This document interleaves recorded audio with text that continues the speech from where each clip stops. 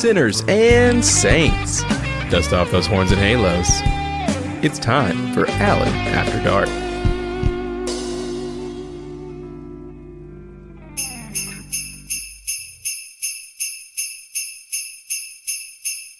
Here we are again, sinners and saints. Can you believe it? We're back in the Christmas season, and I guess this will count as the Alan After Dark Christmas episode, even though, I don't give a shit about this holiday. I think that it is overblown. It's so commercial. It's so geared toward consumerism that it really has lost a lot of its true meaning. With my family, I think we're starting to understand as we're getting older, all these material gifts aren't as important as other things like helping those in need, contributing, if not your time, your money, your energy toward helping others in charities, volunteer work, whatever. And that's one of the things that I've enjoyed most the past couple of years is that we all are buying less presents, with the exception of the kids, the nieces, the nephews, the young'uns, as we say in the South. But us older ones, we know there's nothing that we need. We can go out and get it ourselves if we want it. So why are we just exchanging things that we could just do ourselves? It makes me feel a whole lot better in that aspect of Christmas than a lot of other things. I just am so relieved that I don't have to buy all these Christmas gifts and give them to people that may not even really want it, may not appreciate it, and they definitely don't need it. So I guess while I do think, though, that the greatest gift is the gift of time, and if you do give your time to someone else, I hope it will be spent in love and happiness and warmth, all the wonderful things that the holiday is supposed to provide. And I want to thank all of you so much for spending some time with me. God, that was hokey, wasn't it? Jesus Christ, this is Alan After Dark, not an Oprah Winfrey special. But anyway, I know that a lot of us struggle during this time of year, and I'm grateful to have the opportunity to spend some time with you and keep you company. Maybe you are Christmas shopping. Maybe you are in the car heading to work or heading for vacation, or you're working out, or you're just snuggled under blankets at home listening to me drivel on and on and on about the dumbest things in the world. But I'm glad that you're with me, and I hope that I can keep you company for a little while as we do, in our own special way, celebrate Christmas. Or should I say Xmas? As in XXX-mas. Holla. Ho, ho, ho! We've got a crackling fire going in the fireplace, and I'm considering roasting nuts on the open fire. I've just not figured out which guy's nuts I want to roast at the moment, but there's a couple, but Balls are not a toy. With Christmas, we all have our Christmas wishes, and even if we don't celebrate the holiday, we can still fantasize about what we want, and my Christmas wish list has not changed one bit, sinners and saints. Henry Cavill, still number one on the list, and I'm still waiting for one of you all to work that out for me. That man is aging just like fine, fine wine. I could eat him up, sop him up with a biscuit. Actually, that would be even more than a Christmas gift. That would be heaven for me. So if there is a heaven, mine will be basically laying around with Henry Cavill, nude, having sex all the time. I will just lick him from stem to stern, and I would be in absolute bliss doing that. I'm just saying. Who is your favorite porn star right now? I gotta say, I'm a little bit thrown by several of them these days. There's so many people that are in the business of porn, these OnlyFans pages, and the studio system's still there. There are some larger production companies that still are trying to make a buck. I'm sure that organized crime is involved in it somehow, but you have some absolutely spectacular specimens that are doing their own pages, the OnlyFans or Just for Fans or all those, whatever they're all called. I guess I have to say that this might be a shock, but have you heard of Brant's Boys? Well, if you haven't, it is bareback sex, and it's straight up full on to completion bareback sex. But the main quote unquote character, Jordan, oh my God, I think he is right now at my number one spot.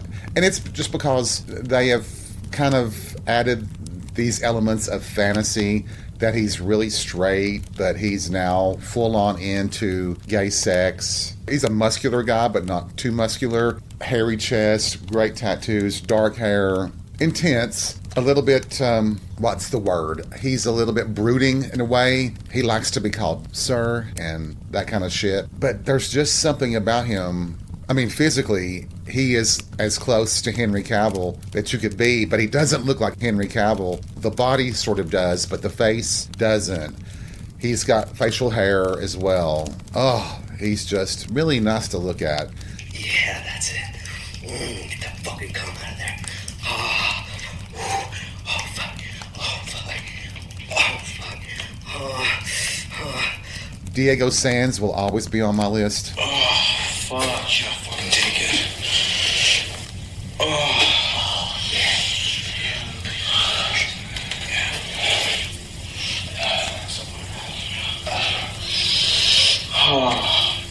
Oh, yeah. Christian Wilde, he intrigues me for some reason. I follow him on social media. I know he's really just promoting himself. He's trying to make a living, but there's just something about his body that is attractive to me. I'm just gonna come in your mouth now. Yeah, that's what you gonna do. I'm gonna choke all the chickens I want from now on, you hear me? Because I own this goddamn county. I'll also say, someone you may not have heard of, Jack Delaney. He is completely tattooed, face and all, head, body, front and back. He is from Britain. I think he lives in England. Not sure exactly. He probably lives in London, I would guess. And he started off, I think, just doing jack-off videos and things like that. And he started dabbling into bisexual porn. Now he seems to have just kind of plunged headlong into gay porn. And his is bareback as well. Come with me right now. Come with me. Lord Jesus, after those clips, I don't think we need a fire in the fireplace anymore. Oh, hello. So I'm just curious who your favorites are, if you have any. And I know not everybody likes porn and not everybody watches it, and people think that it's a horrible thing and all that, and that's your right to think that. I myself enjoy it. I don't watch any of the kinds of porn that looks like someone's being taken advantage of, exploited, being victimized. I'm not into that, and I won't ever watch stuff like that. But I think there are a lot of guys that performing for an audience is their king. And what's wrong with us enjoying it if you want to? I know a lot of folks are on, what's it called, Chatterbait, where you can watch people do things, and cool beans. Apparently it's live, I think, right? Of course, when I was dating somebody, I'm sure there's a few dick pics that I've sent. Hopefully they'll not use them against me. Of course, the only way you would know that it's me is that you would actually see me. None of my dick pics are going to have my face in it, or even my body, really. And so I have no tattoos in that area, so unless you've seen me, you wouldn't know if it was me or not, right? You'd have to see me in real life. All this from roasting nuts on an open fire. Isn't that what I just said a while ago? Yeah. Well, you say nuts, my brain is going to go straight to the thoughts of dick. You all know this. Jesus. I was talking about porn with a straight male friend of mine, and he knows porn too, and I'm sure he's watched some gay porn. He's never really said that he has, but I mean, I think if you enjoy porn, you'll watch different genres of it. I mean, I've watched straight porn. I prefer my gay porn and my main guys that I just mentioned, but I was telling him how that technically a lot of them are available. If you wanted to have a sexual encounter with them and you paid them their price, you could do it with them. And he asked me, I keep bringing up Diego Sands, who I think is just one of the most beautiful men in the world.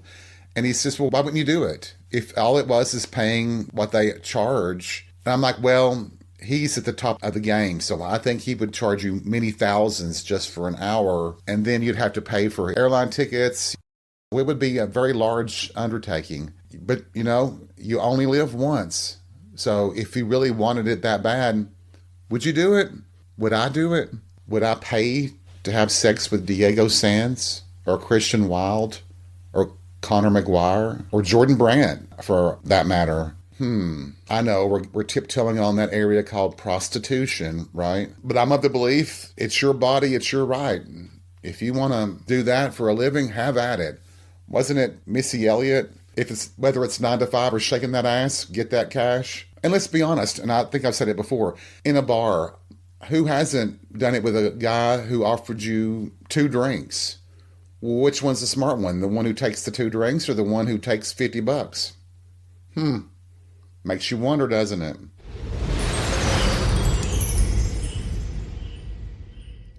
We're going to do a hard segue from porn to the Netflix show Heartstopper. Are you guys watching? If you're not, you need to immediately start watching it. There's 3 seasons. It is probably, in my opinion, one of the sweetest and just emotional television series that encompasses the LGBTQIA community completely. It is just, one minute you are feeling so much joy that you can barely stand it, and the next minute you can be sobbing your eyes out in sadness. The actors Kit Connor, who plays Nick Nelson, and Joe Locke, who plays Charlie Spring, have this amazing chemistry. And it is in a lot of ways, it is the cliched romantic stories that we've all seen. But they've done it in such a wonderful way on the show that you see your own life within those scenes that you're watching. Charlie is a high schooler in England. He has been outed at his school, so he's openly gay. He had faced bullying, and he winds up becoming friends with the class jock, Nick Nelson, who is the rugby player, who suddenly sees in Charlie something more than just being a friend. The show explores Nick coming to terms with his bisexuality, his love for Charlie, and Charlie dealing with an overwhelming number of mental health problems. But it also includes characters who are transgender, like Elle, who has a relationship with Tao. It shows all of the challenges that a couple such as that would have.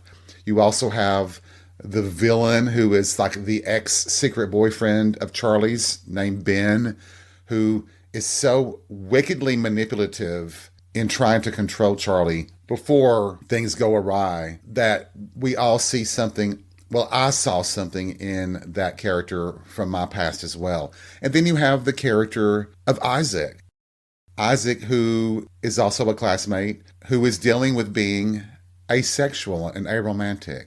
But for me, when I first started watching the show and watched it develop, yes, Charlie was struggling with a lot of problems. And Nick realizing that maybe he wasn't so straight after all. I feel, for me, and I guess a lot of gay men in particular, my age, we see this show and it's the life that we wish we had when we were in high school. And I believe that if you talk to a lot of us older guys in the community, all of us would tell you that's what we want for the younger generations. We want you to be able to be who you are openly and freely and not worry about being bullied, beaten up, attacked, or killed. And I do look at the show with jealousy as well, because my childhood wasn't that way. You were forced to stay in the closet for your own protection. Parents weren't so accepting back then. In fact, parents were encouraged to basically abandon your child if they came out to you as gay or lesbian or bisexual. So for us older folks in the community, seeing a show like Heartstopper, seeing these 2 sweet boys fall in love and the challenges of being in love, it's just incredible. And isn't it interesting how British shows, they always seem to have this warmth, like the interior scenes, their homes, the beautiful warm lighting. They're on the couches and stuff watching TV, and they're covered in their blankets, and everything looks so cozy and sweet, even though we know that England, the UK, is relatively cold, right? I've only been there a couple of times, and I just remember that even in September, having to wear a jacket most of the days because for us it was really cold compared to what it was like in the States. I just always find that fascinating how warm and inviting a lot of the shows seem to be as far as their locations, the scenes that they film indoors. A little bit of jealousy there on that, but I guess that's the idea of a good show, is that it romanticizes the location. You know, it's like with Golden Girls. Do you really tell yourself that they were in Miami when they were really filmed in LA?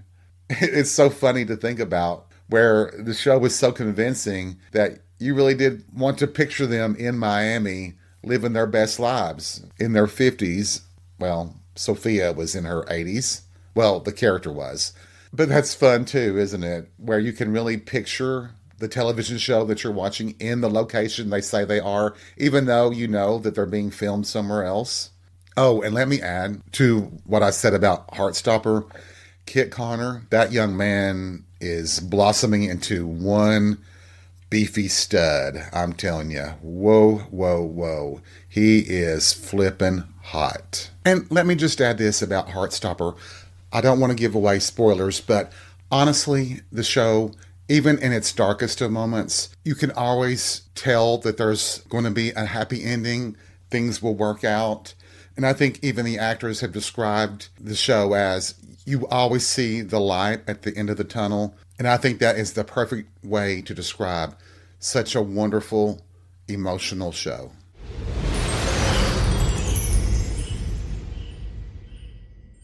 I wonder if any of you feel like me, that as I've gotten older, I seem to be switching from an extrovert to an introvert. That might be too harsh of a description, but I just know that when I was 25, I would hit the clubs at 9 o'clock at night, and I would be there dancing till the lights came on at 2:45 in the morning. I remember some nights doing that, going to bed at 5 o'clock, getting back up at 6 and going to work and managing on an hour of sleep. My God, I don't sleep much as it is, but I don't get to pick and choose my hours of sleep. It just picks me. And if I've made it to 9 o'clock, I think I've really accomplished something. Is that just a natural progression that we behave more like introverts as we get older? I really did enjoy Mama Jean's Christmas party. I do every year. But I have to say that when it got so crowded that I just couldn't stand it anymore. Maybe it's just the crowd. Maybe that's the idea, is that it was just so full of people bumping into each other, elbow to elbow, shoulder to shoulder. It just become, I don't want to say annoying, but it really did start to bug me. And some of my friends were leaving too. So it kind of lost its luster after having like 4 hours of wonderful time talking and sharing stories about Jean and the parties and how it brings out people that don't come out all year long, but they'll come for this. That was all wonderful. But at some point, I guess there is a tipping point, and I just was done with it and was so glad to be home from my favorite event. I hope that doesn't make me sound terrible, but I really couldn't handle that size of a crowd. Are y'all like that?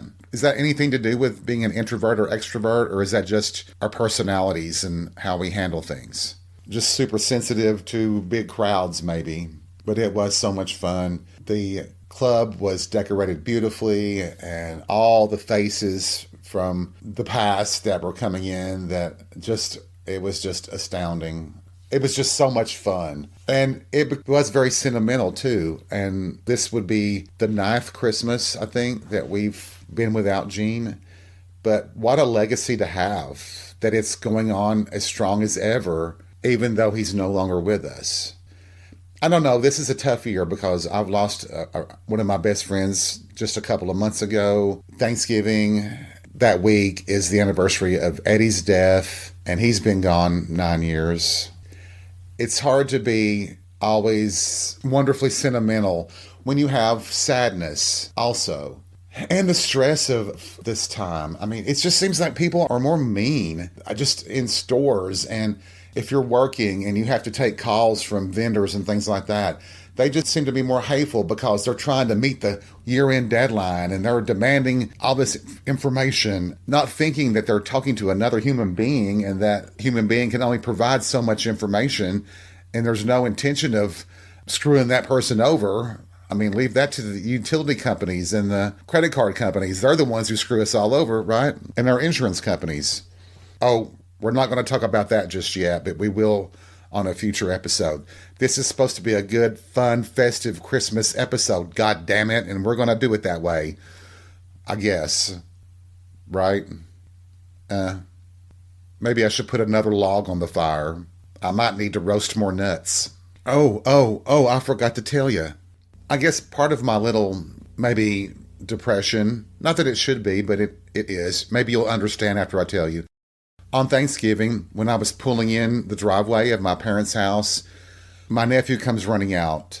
And I think I told you all that they had not seen me without my beard being a certain color. Well, now that it's white, this was going to be their first time seeing it. So I'm pulling into the driveway, pulling up to the house.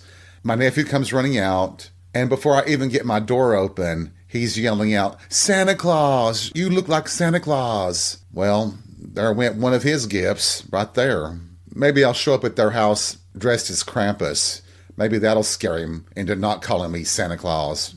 God, I hope I'm not sounding all bitter and grumpy and stupid like that. I had a great time at Mama Jean's Christmas party, like I always do, like I said earlier. And it did put me in the spirit of giving head, that is. I was, might be a shock, a bit tipsy, nearly drunk, and that is an open invitation for a few of you fellas out there. That's my gift back to the community. How about that? But I did get the joy of seeing one penis at the party. I won't tell you where I saw it, if it was inside the building, inside the men's room, or maybe in the parking lot, but I saw one. Woohoo. The way I just described that sounds like it's one of the most rare creatures on the planet. I could literally go to the gym and go into the locker room and I can see 14 or 15 peckers bouncing around, but those are not necessarily within reach. No pun intended.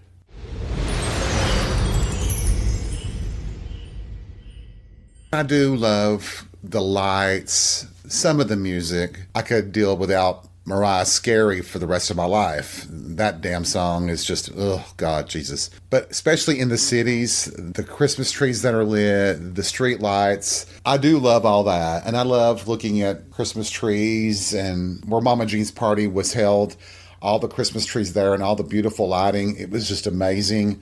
It was so great. And that is a cheerful thing. And I have to admit that drinking can make me cheerful, if not naked. Oh, I did wear a kilt. That's my tradition to Mama Jean's party, is that I wear a kilt. And once again, I was lucky that I had on Calvin Klein's underneath my underwear, my boxer briefs. Because, yep, one hand yanked up the back, but they always get disappointed when they see underwear and not my coochie. Ugh. And I'll always do that fake complaint, grabbing at the hem of my kilt. Damn it, Biff, don't be doing that again, unless those three guys over there are watching. I mean, if I'm being honest, slip me 3 shots of Jaeger and I've been known to disappear with half a fraternity house. Actually, I can do better than that. I disappear with the entire fraternity house. I just told you off, Blanche Devereaux, didn't I? She was actually talking about her sister, wasn't she? I better get that right. I don't need any of you Golden Girls fanatics to come after me over that one. I corrected myself. We're all good. I will confess that I was in the men's room at one point, and a friend came in, and while he was peeing at the urinal, I was watching. Not that I haven't seen his 3,000 times before, which I have. But yeah. Calm down. I was just looking. There was no touchy, no feely.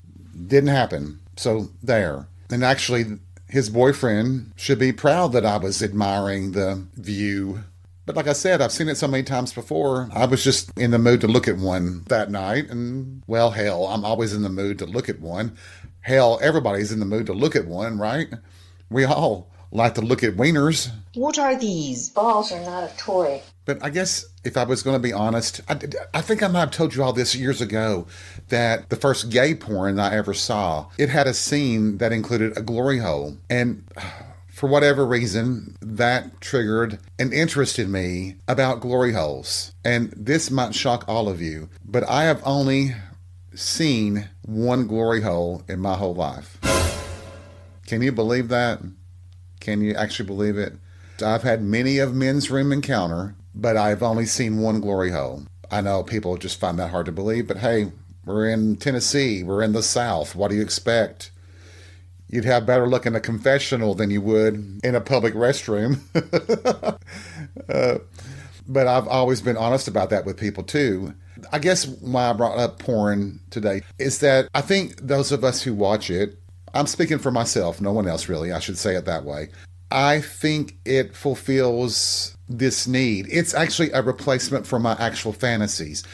Isn't it funny how we get hung up on that? If I was to live out a true fantasy of mine, how many people would judge me harshly?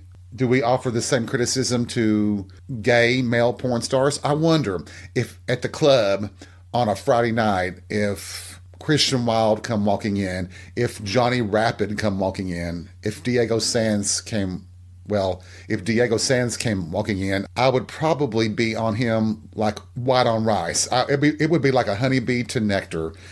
Oh, he'd be satisfied. But anyway, would people go up to him like, oh my God, you are a porn star. You suck dick for money. You're nothing but a hooker or a prostitute. I don't think they would.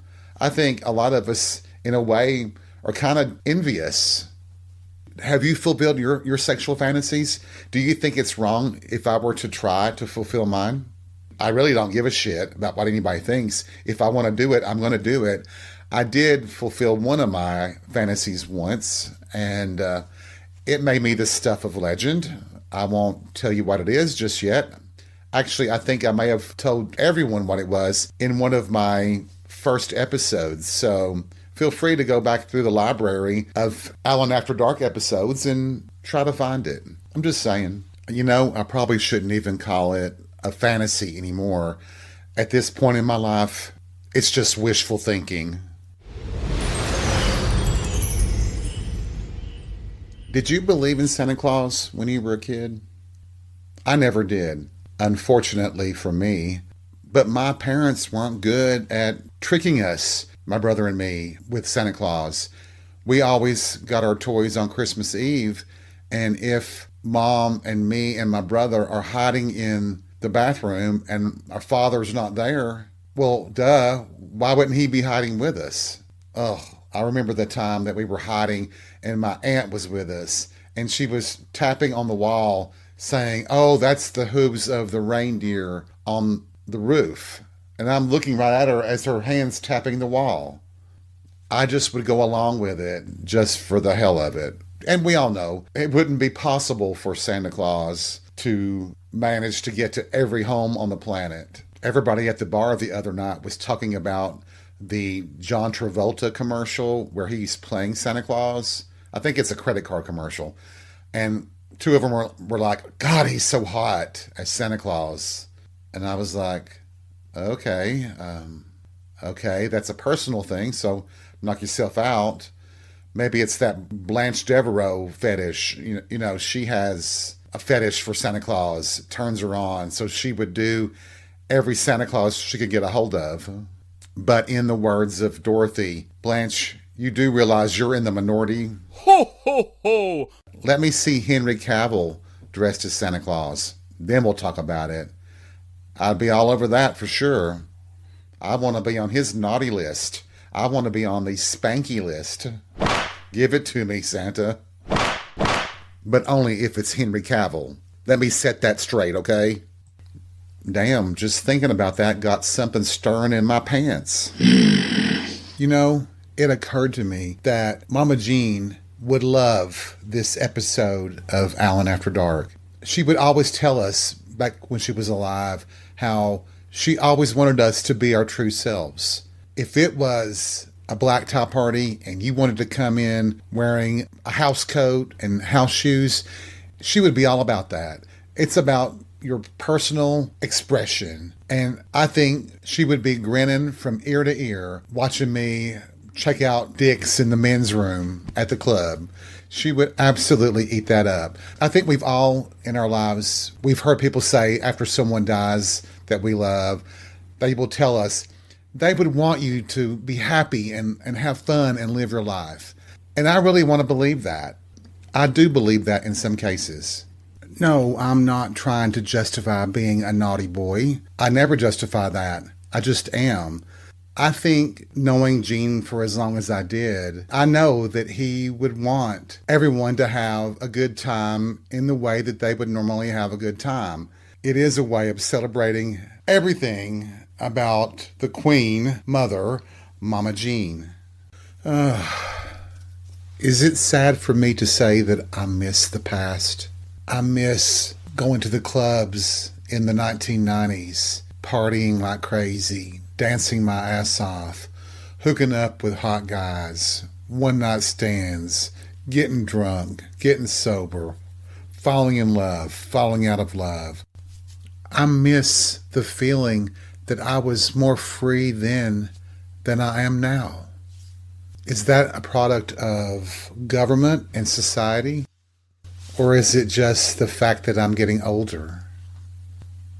I don't know. I know that living in the past is not a healthy thing, but it's great to go back to some of those nights and those memories. Like I've shared with all of you over the past year and so many months. All of these memories, all those nights of reckless, wild abandon, frivolity, the experiences of just being a gay man and being free to do whatever I wanted to do without consequence, even though there always turned out to be some. But living in that moment, I really do cherish some of those nights, even the bad nights, even the nights that things didn't go right. All of it made me who I am. I guess I need to think about that more as well. I need to realize that if I'm going to say that, I shouldn't be disliking the reflection in the mirror that I see every morning. That reflection is the product of all those nights of partying and experiences of living. And that really matters, doesn't it? I don't look back on those times with regret. I do sometimes think that my life would be better had I not met certain men, one in particular, but others, maybe even you, would tell me that the good times with that guy, the one that I really truly loved, those good times far outweigh all the bad times. And I wish I could say that, but I can't say that. The bad times are more influential than the good times were. Call me cynical. I call it protecting myself. I think that's why I'm so happy being single now. I don't have to worry about disappointing someone else. I don't have to worry about living up to a different standard, only the standard that I set for myself. And despite what people might think, I do have pretty high standards for myself. I feel like I have the pressure to succeed at anything and everything that I try. Failure is not an option. It just depends on how you define failure. Here I go again, waxing all sentimental, acting like Christmas is this really important thing. I guess I just want to think that as a human being, that we just don't limit a spirit of goodwill and love and appreciation of each other just to the one holiday. I'm hoping that all of you receive every happiness that you deserve, that you want to have. I want us all to be happy and living a full life that we want. I wish that for everyone, except for a few people, but, listen to the old episodes and you'll figure that out. And I have this image of you right now, maybe on your couch under a blanket, eating popcorn or cookies, maybe in your car, all snug and warm, watching snowflakes flutter by the windows. Maybe at the gym, running on the treadmill and working up a sweat. Or maybe even lying in bed, drifting off to sleep to my voice, which I know can be quite boring. So, yay, at least I'm doing one thing right, helping people sleep. But in, I guess, that spirit of Christmas, and to all of you, I wish you the happiest of Christmases and the joy of love and friendship and a spirit that will live long beyond your years. Damn, that was fucking sappy, wasn't it? Thank you for joining me for this holiday episode. I wish you and your family and your loved ones a happy Christmas. Remember, take life by the balls and be real. We'll see you soon.